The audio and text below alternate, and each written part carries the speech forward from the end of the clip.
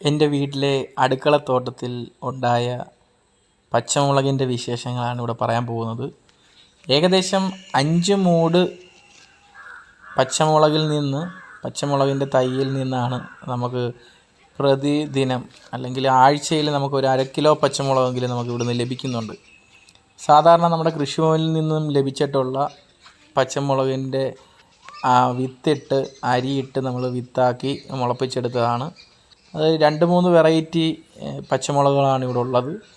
എല്ലാം സാമ്പാർ പച്ചമുളക് എന്നൊക്കെ പറയുന്ന രീതിയിലുള്ള ചെറിയ കൂടുതൽ നീളം വെക്കാത്തത്, പിന്നെ സാധാ നമ്മുടെ പച്ചമുളകുണ്ടല്ലോ, സാധാ കടകളിൽ നിന്നൊക്കെ കിട്ടാറുള്ള പച്ചമുളക്, അതാണ് നമ്മളിവിടെ കിട്ടിയിട്ടുള്ളത്.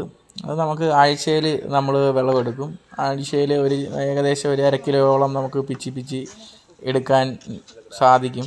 വിഷരഹിതമായിട്ടുള്ള പച്ചക്കറി, നമ്മുടെ വീട്ടിലെ പച്ചക്കറിയുടെ വേസ്റ്റുകൾ, ഫുഡിൻ്റെ അവശിഷ്ടങ്ങളൊക്കെയാണ് അതിന് വളമായിട്ടിടുന്നത്.